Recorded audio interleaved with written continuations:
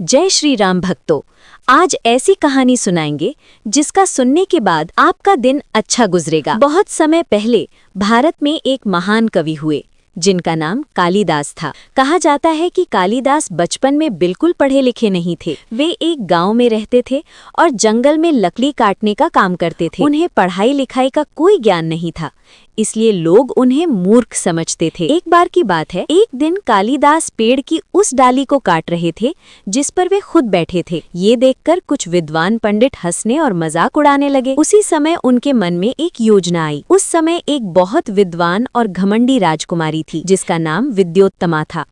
उसने घोषणा कर रखी थी कि वो उसी से विवाह करेगी जो उसे शास्त्रों की बहस में हरा सके। कुछ पंडित उससे हार चुके थे और उससे बदला लेना चाहते थे। उन्होंने कालिदास को साफ सुथरे कपड़े पहनाकर विद्वान बनाकर उसके सामने पेश कर दिया। पंडितों ने कहा कि ये महान विद्वान है, लेकिन मौन व्रत में है, इसलिए बोल नहीं सकते।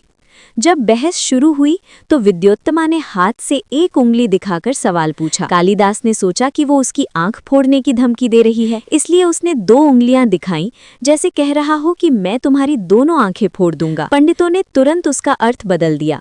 उन्होंने कहा कि राजकुमारी एक उंगली से ईश्वर की एकता बता रही थी और कालिदास 2 उंगलियों से बता रहे हैं कि ईश्वर और आत्मा 2 हैं। इस तरह हर संकेत का अलग अर्थ बताकर पंडितों ने विद्योत्तमा को विश्वास दिला दिया कि कालिदास बहुत बड़े विद्वान हैं। अंत में विद्योत्तमा ने उनसे विवाह कर लिया। विवाह के बाद धीरे धीरे विद्योत्तमा को पता चला कि कालिदास तो बिल्कुल अनपढ़ है। ये जानकर वो बहुत क्रोधित हुई और उसने कालिदास को घर से निकाल दिया। उसने कहा कि जब तक तुम सच्चे विद्वान नहीं बन जाते तब तक मेरे सामने मत आना। अपमानित होकर कालिदास बहुत दुखी हुए।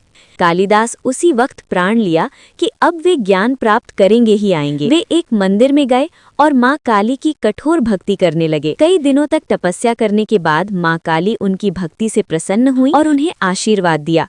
कहा जाता है कि उसी क्षण कालिदास को अद्भुत ज्ञान और बुद्धि प्राप्त हो गई। तब कालिदास अपने पत्नी के पास गए और दोनों अपना समय बिताने लगे। वीडियो अच्छा लगा हो तो हमारे चैनल को सब्सक्राइब करें।